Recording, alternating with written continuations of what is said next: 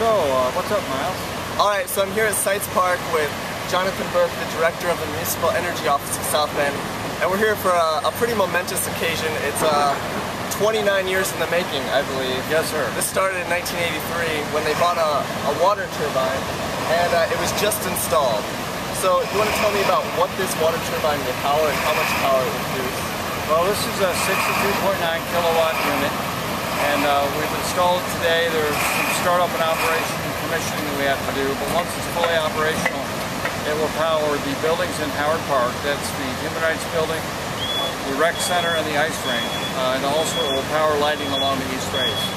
And that will save the city about $40,000 per year. And it's connected into the grid, so during the summer months when we're not using the ice rink, that money's going directly in and it's being used, is that correct? Yes, it's what's called a net metering agreement with Indiana Michigan Power. Most of the year long, about 8 months of the year, we will produce more energy than what we will consume. So that energy will go into the grid and it will be credited to the city. When we start up the ice rink over in Howard Park, we will quickly draw down all those credits because we'll be consuming more energy than we're producing here. Okay, so, and the turbine was actually originally for 45 kilowatt hours, is that correct? Yes, the nameplate on the turbine said 45 kilowatts, and that's what we based our initial planning around. When we started refurbishing the turbine, we found out that a manufacturing change had resulted in a higher capacity unit that actually is 62.9 kilowatts. So we had to upgrade our whole plan and our whole system.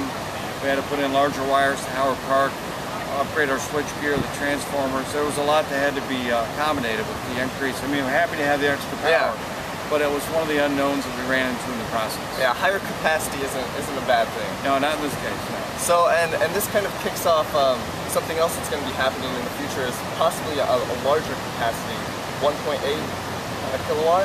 We have a plan on the drawing board for a 1.8 megawatt hydroelectric facility that will actually pass through right where we're standing, below ground. The city has an exemption with the Federal Energy Regulatory Commission to build this facility. So it's a matter of us being able to find a financing mechanism to find a path forward to get this done.